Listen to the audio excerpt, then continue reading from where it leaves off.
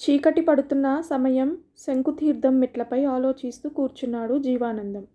గుంపులు గుంపులుగా మనుషులు హడావిడిగా మెట్లలో దిగి రెడీగా ఉన్న యంత్రం కూర్చోబడ్డ ధోరణితో కూర్చున్నారు.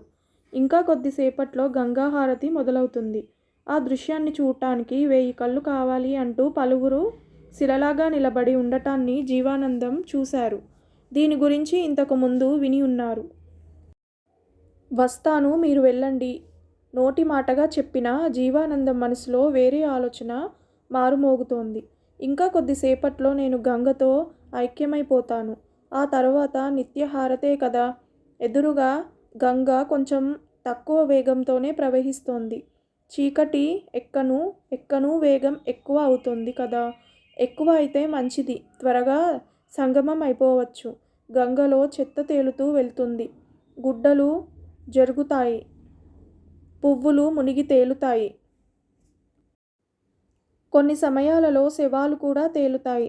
ఇవన్నీ జీవానందం ముందే విన్న వివరాలు. కానీ ఇప్పుడు అన్నీ మారి పరిశుభ్రంగా కనబడింది.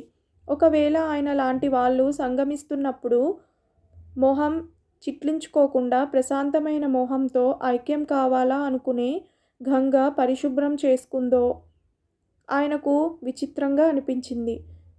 జనసమూహం తగ్గిపోవాలి. అటూ ఇటూ చూశారు. మెట్ల చివర్లో ఎవరికీ కనబడని దాగే చోటు ఒకటుంది. లేచి ఆ చోటుకు వెళ్ళి దాగి కూర్చున్నాడు. ఇక ఎవరి కంటికి ఆయన కనబడరు. ప్రశాంతంగా కాచుకోవటం మనసును వెనక్కి తీసుకువెళ్ళింది. జానకికి ఎందుకంత తొందర? ఆయన్ని ఒంటరివాడిని చేసి వెళ్ళిపోవటానికి ఆవిడకి మనసెలా వచ్చింది? జానకి ఉన్నంతవరకు అన్నీ సక్రమంగానే జరిగాయి కదా. ఇలాంటి పరిస్థితిని ఆయన కలలో కూడా ఊహించలేదే. 2 కూతుర్లు, ఇద్దరికీ మంచి చోట్లలో పెళ్లి చేసిచ్చిన తర్వాత జీవానందం మరియు జానకి మాత్రమే. ఏజిఎస్ ఆఫీస్లో పెద్ద పదవిలో నుండి రిటైర్ అయిన ఆయనకి చెప్పుకోగలిగే పెన్షన్ వస్తోంది. డబ్బుకు కష్టం లేదు. సొంతంగా 10 సెంట్లలో కృష్ణానగర్లో సపరేట్ ఇల్లు. ఇప్పుడు సమస్య ఆ ఇంటి గురించే. జానకిని పెళ్లి చేసుకున్న తర్వాతే జీవానందానికి జీవితంలో ఎదిగే దారి కనబడ్డది. సాధారణ గుమాస్తాగా ఉన్న జీవానందం జానకి ఇచ్చిన ప్రోత్సాహంతో ప్రమోషన్ పరీక్షలు రాసి ఒక్కొక్క మెట్టు ఎక్కుతూ పెద్ద పదవికి వచ్చి ఇంతవరకు చూడనటువంటి కాంతిని చూశాడు. 2 కూతుర్లను బాగా చదివించాడు. 2 డాక్టర్లయ్యారు. వచ్చిన అల్లుడు కూడా డాక్టర్లే. జానకి ఉన్నంతవరకు అదొక గలగలమంటూ సంతోషంగా ఉండే కుటుంబం.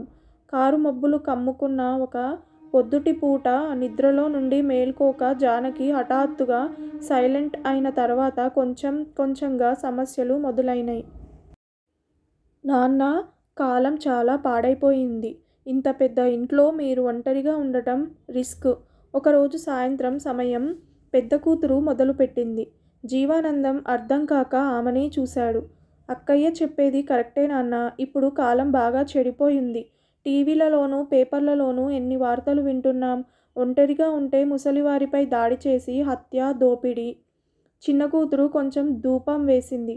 కొద్ది నిమిషాల తర్వాత జీవానందం ఇద్దర్నీ తలెత్తి చూశాడు. ఇప్పుడు ఏం చెప్పదలుచుకున్నారు? ఇప్పుడు పెద్ద కూతురు తిన్నగా విషయానికి వచ్చింది. ఇప్పుడు మన ఇల్లు ఉన్న చోట ఒక హాస్పిటల్ కట్టేద్దాం నాన్న. మీరేమీ డబ్బు ఇవ్వక్కర్లేదు. అదంతా మేం చూసుకుంటాం. ఈ చోటు మాత్రమే మాకు కావాలి. జీవానందం గుండె గుబేలుమంది. ఈ ఇంటిని పడగొట్టటమా? ఆయన వరకు ఈ ఇల్లు పడగొడితే జానకితో ఆయన జీవించిన జీవిత జ్ఞాపకాలను విరక్కొట్టి పారేయటం కదా అవుతుంది. ఇల్లు కట్టాలి అని నిర్ణయం తీసుకున్నప్పుడు చోటు వెతకటం ప్రారంభించి అడయారులో కృష్ణానగర్లో ఈ స్థలాన్ని బ్రోకర్ మూలం తెలుసుకున్నాడు. ఈ చోటును చూసిన వెంటనే జానకికి చాలా నచ్చింది. ఈ చోటు నేను అనుకున్నట్టే ఉంది. ఇక్కడొక ఇల్లు కట్టాలి. పెద్ద హాలు, పెద్ద వంటగది, వేరుగా ఒక పూజ రూము, ఆ తర్వాత 4 బెడ్రూమ్లు. 4 బెడ్రూమ్లా? ఎందుకు జానకి? ఒకటి మనకి, మన కూతుర్లు 2 వస్తే వాళ్లకు ఒక్కో బెడ్రూము. ఆ తర్వాత ఎవరైనా రిలేషన్స్ వస్తే వాళ్ళకొక రూము. జానకి ఇష్టపడనట్లే ఇల్లు కట్టి ముగించారు జీవానందం. ఆ ఇంటి ఒక్కొక్క ఇటికలోనూ జానకి యొక్క శ్వాస ఉన్నట్టు నమ్మారు. ఆమె లేకపోయినా జీవానందం దాన్ని ఫీల్ అవ్వగలరు. మొదట్లో ఇల్లాలుగా ఉన్నది ఇప్పుడు జానకి ఉండే గుడిలాగానే ఆయనకు అనిపించింది. ఈ గుడిని పడగొట్టటమా? ఏం నాన్నా? ఏది చెప్పనంటున్నావ్? పెద్ద కూతురు జీవానందం ఆలోచనలను చెదరగొట్టింది. ఇంకా ఈ ఇంట్లో మీ అమ్మ ఉన్నదనే నమ్ముతున్నాను. ఇది ఆమె ఆశపడి కట్టిన ఇల్లు నా కళ్ళ ముందే పడగొట్టటం నేను సహించుకోలేను. ఏమిటి నాన్నా ఇది? ఇదంతా పాతకాలపు సెంటిమెంట్. అమ్మ మన మనసులో ఉంది అంతే. మీకు మేడపైన ఒక సపరేట్ అపార్ట్మెంట్ కట్టిస్తాం. లేదమ్మా, నా వల్ల దాన్ని అంగీకరించుకోలేకపోతున్నాను. నా వరకు అమ్మ ఇంకా ఇక్కడే ఉంది. అందువలన నేను ఈ ఇంటిని పడగొట్టటానికి ఒప్పుకోను. చిన్న కూతురికి ఓర్పు నశించింది. నాన్న, ఇంకా ఎన్ని రోజులకు ఇలా మాట్లాడుతూనే ఉండబోతారు? మాకు ఈ ఇంటిని ఇవ్వటం ఇష్టం లేకపోతే ఓపెన్గా చెప్పేయండి. అనవసరంగా అమ్మను ఇందులోకి లాగి సెంటిమెంట్ డ్రామా ఆడకండి. జీవానందం చాలా ఆశ్చర్యపోయారు. ఇది డ్రామా కాదమ్మా, నా ఫీలింగ్. నా కాలం ఉన్నంత వరకు ఈ ఇల్లు ఇలాగే ఉండనివ్వండి. ఆ తర్వాత మీరేం చేసుకున్నా నాకు పర్వాలేదు. ఎందుకంటే అది చూడటానికి నేనుండను కదా. కానీ జీవానందం మాటలకు విలువ లేకుండా పోయింది. మొదట కూతుర్లు, తర్వాత అల్లుళ్ళు, ఆ తర్వాత అందరూ కలిసి బలవంతం చేయ ఒక ఘట్టంలో విరక్తి కలిగి సంతకం పెట్టి ఆ చోటును జీవానందం కూతుర్లకు రాసిచ్చారు. కానీ సంతకం పెట్టిన తరుణం నుండి ఆయన ప్రాణం పోయినట్టు ఫీలయ్యారు. వెంటనే హడావిడిగా ఇద్దరు కూతుర్లు హాస్పిటల్ కట్టే పని మొదలుపెట్టారు. అది చూసిన జీవానందం నడిచే శవంలాగా అయిపోయారు. ఆ సమయంలోనే ఆ వార్త ఆయన కంటికి కనబడింది. ఒక మహిళ జీవితంలో ఏర్పడ్డ బాధలు, శోకాలను తట్టుకోలేక కాశీకి ప్రయాణించి అక్కడ గంగలో తనని సంగమించుకుందట. వెంటనే జీవానందం కూడా నిర్ణయం తీసుకున్నారు. ఇక్కడ నడుస్తున్న శవంలాగా ఉండటం కంటే ఎవరి దగ్గర చెప్పకుండా కాశీకి వెళ్ళి ఎవరు ఏమిటి అనేది తెలుసుకునే లోపు గంగలో ఐక్యమైపోవాలి. నిర్ణయించుకున్న వెంటనే ఎవరి దగ్గర చెప్పకుండా కాశీకి బయలుదేరి వచ్చారు. ఇదిగో ఇంకాసేపట్లో గంగ ఆయన్ని తనలో కలుపుకుంటుంది. ఆ తర్వాత ఆయన మనసును ఒత్తిడిలో ఉంచుతున్న భారానికి నిరంతర తీర్పు దొరికిపోతుంది. బాగా చీకటి పడి లైట్ల వెలుతురు ప్రకాశవంతంగా ఉన్నాయి. గంగా హారతి ముగిసి స్వాములు తిరిగి వెళుతున్నారు. జనసమూహం కూడా మెల్లగా మెట్లెక్కి తిరిగి వెళ్ళిపోతున్నారు. ఇంకా కొద్దిసేపట్లో ఆ చోటు నిర్మానుష్యంగా ఉంటుంది. అదే ఆయన గంగలో సంగమించే సరైన తరుణం. హఠాత్తుగా భుజం మీద చేయి పడింది. భయంతో జీవానందం వెనక్కి తిరిగారు. ఆయన స్నేహితుడు సుబ్బారావు. ఇద్దరికీ పలు సంవత్సరాల పరిచయం. మనసు విప్పి మాట్లాడుకునేంత స్నేహం. సుబ్బారావు, నువ్వేమిటిక్కడ? అయోమయంగా జీవానందం అడగా సుబ్బారావు ఆయనకు దగ్గరగా వచ్చి కూర్చున్నాడు. కుటుంబంతో సహా కలిసి కాశీయాత్ర వచ్చాను. గంగా హారతికి వెళ్ళేటప్పుడు నువ్వు మెట్ల మీద కూర్చోనుండడం చూశాను.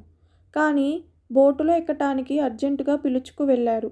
హారతి ముగిసి తిరిగి బోటులో వస్తున్నప్పుడు ఇక్కడెవరో ఒంటరిగా కూర్చోనుండటం కనబడింది. లైట్ల వెలుతురులలో నీలాగా ఉన్నది. అందుకే నువ్వేనా అని చూడ్డానికి వచ్చాను.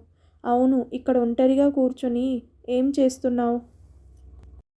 జీవానందం కొంచెం సంశయించాడు. అస్తమించే ముందు మనసులోని భారాన్ని ఎవరి దగ్గరైనా దింపేస్తే మంచిదనిపించింది. ఒక నిర్ణయం తీసుకున్నట్టు తాను గంగలో సంగమించబోతాను అనే విషయం తప్ప మిగిలిన విషయాలన్నీ చెప్పి బాధపడ్డాడు. నువ్వే చెప్పు. జానకి నిరంతరంగా ఉండే చోటు. దాన్ని పగలగొడతామని చెబితే నాకెలా ఉంటుంది? అందుకే ప్రశాంతతను వెతుక్కొని ఇంట్లో ఎవరికీ చెప్పకుండా ఇక్కడికి వచ్చాను. ఆయన చెప్పింది వింటున్న సుబ్బారావు, ఇలా ఎవరి దగ్గర చెప్పకుండా వచ్చేయటం పిచ్చివాళ్ళు చేసే పని. ఏమయ్యా, మీ కూతుర్లు దేనికోసం ఆ ఇంటిని అడిగారు?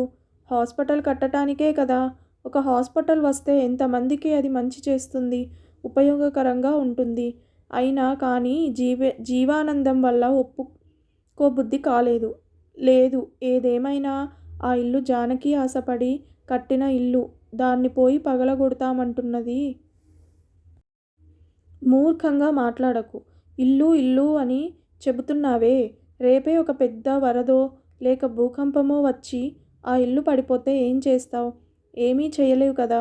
కానీ ఇప్పుడు నీ ఇల్లు ఒక మంచి కార్యానికి ఉపయోగపడబోతోంది. దాన్ని తలుచుకు సంతోషపడరా? ఇదంతా చెప్పటానికి సులభం సుబ్బారావు. కానీ చేయటం కూడా సులభమే. నన్నే తీసుకో. మా అమ్మా నాన్నలు జీవించిన వారసత్వపు ఇల్లు ఏమైంది? పిల్లలు ఆశపడ్డారు కదా అని అది ఇప్పుడు అపార్ట్మెంటుగా మారింది. కానీ నీ కూతుళ్ళు నీ ఇంటిని హాస్పిటల్గా మార్చాలని అనుకుంటున్నారు. చాలా మంచి ఉద్దేశం. ఒకటి చెయ్యి. వాళ్ళు కట్టబోయే హాస్పిటల్కు నీ జానకి పేరు పెట్టమను. నీ దగ్గరున్న డబ్బుతో నువ్వొక ట్రస్ట్ ప్రారంభించి అదే హాస్పిటల్లో పేదలకు ఉచిత వైద్యం అందేటట్టు ఏర్పాటు చేయి. ఇలా చేస్తే నీ జానకికి చాలా సంతోషంగా ఉంటుంది. వాళ్ళు ప్రాణాలను కాపాడబోయే ఆ చోటు అందరికీ ఒక గుడిలాగానే కనబడుతుంది. కాబట్టి అనవసరంగా మనసును క్షోభ పెట్టుకోకు. జీవానందం మౌనంగా ఆలోచించారు. జీవానందం కాశీకి వస్తే గయా వెళ్ళి దేన్నైనా వదిలేయాలి అంటారు. నువ్వు నీ మనసులో ఉన్న సంచలనాన్ని వదిలేసి ఒక కొత్త మనిషిగా హైదరాబాద్కు వెళ్ళే దారి చూడు. చెప్పాల్సింది చెప్పాను. ఆ తర్వాత నీ ఇష్టం. సుబ్బారావు లేచి వెళ్ళారు. జీవానందం కాసేపు గంగని చూస్తూ ఉండిపోయాడు. గంగలాగానే ఆయన మనసులోనూ క్లియర్ ఫీలింగ్, కొత్త ఉత్సాహంతో జీవానందం మెట్ల మీద నుండి లేచి బయలుదేరారు. విన్నారు కదా ఫ్రెండ్స్. ఈ కథ కనుక మీకు నచ్చితే ప్లీజ్ సబ్స్క్రైబ్ చేయడం మర్చిపోకండి. అలాగే లైక్ చేయండి. Thank you so much for watching this video.